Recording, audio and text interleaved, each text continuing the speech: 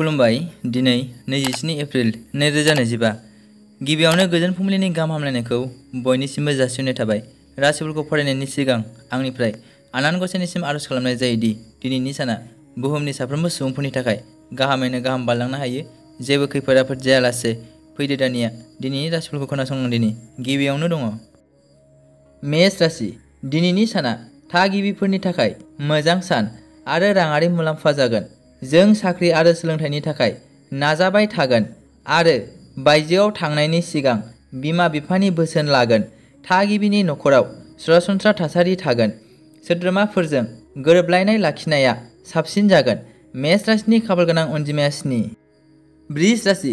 सुबुंनि जिउ राहाया गोख्रैथि मोनगोन आरो बिसोरनि हास्थायनायफोरा बिरलांगोन। नोंथाङा खामानि आरो फरायनायनि थाखाय दावबायनांनो हागौ। बे सुबुंनि नखरा गथ'फोरनि मोजांनि थाखाय मोनसे गोथार हाबाफारि खुंगोन। गथ'फोरनिफ्राय गोजोननाय मोनगोन। वृष राशिनि खाफालगोनां अनजिमाया 6। मिथुन राशि। दिनैनि साना रां आरो आरजिनायनि थाखाय साबसिन जागोन।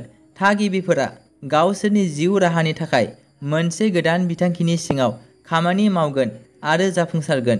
दिनै जोनोम जानायफोरा गावसोरनि नखरनि थाखाय बावसोमनानै गावसोरनि सोमोन्दोखौ गोख्रों खालामगोन।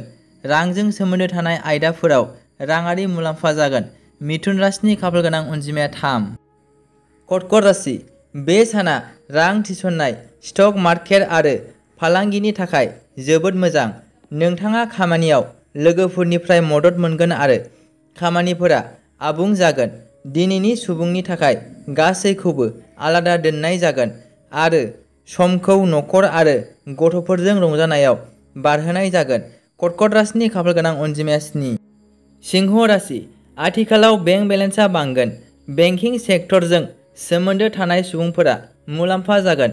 दिनै थागिबिफोरा गावसोरनि हाबायाव साबसिन दिन्थिफुंगोन आरो सिनायथि मोनगोन।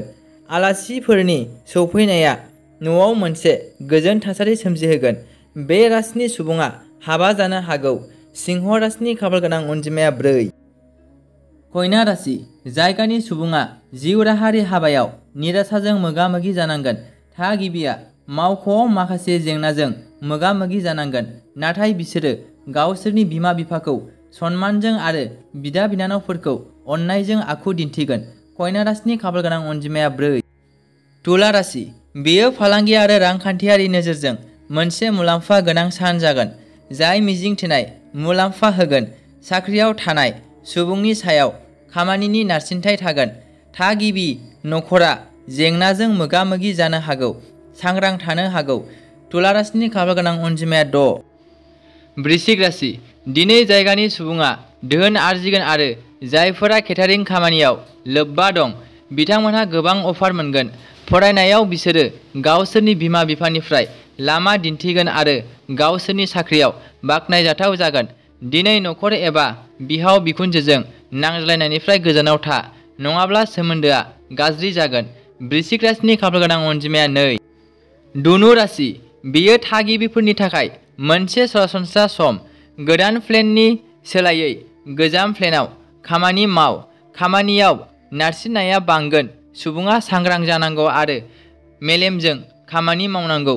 सुबुंनि बिमा-बिफाजों सोमोन्दोआ गोथौसिन जागोन। धनु राशिनि खाफालगोनां अनजिमाया 1। मकर राशि। बे सुबुङा आजै-आजौनि सम्फथिनिफ्राय मुलाम्फाजों लोगोसे खामानि मावनो थाखाय बांसिन नारसिनथायजों मोगा-मोगि जानांगोन। बे सुबुङा गिदिर साख्रिनि खाबु मोनगोन आरो फरायनायाव साबसिन जागोन। थागिबिनि न'आव दुखु जागोन आरो नखराव दुखुनि हाजो गोग्लैगोन। मकर राशिनि खाफालगोनां अनजिमाया 5। कुम्भ राशि। माखासे सुबुंफोरा राङारि जेंनाजों मोगा-मोगि जानांगोन आरो गुबुनफोरा दोहोननिफ्राय मुलाम्फा जागोन। साख्रियाव बे सुबुङा सोंखारि जानो गोनां जागोन। कुम्भ राशिनि खाफालगोनां अनजिमाया 6। मीन राशि। दिनै गोदान डिलफोर जानो हागौ। लोगोफोरनि मददजों रांखान्थियारि जेंनाया खम जागोन आरो मोनसे मोजां साख्रि मोनगोन। मीन राशिनि खाफालगोनां अनजिमाया 9। दिनैनि राशिफोरनि एसेनोसै। गोजोन्थों।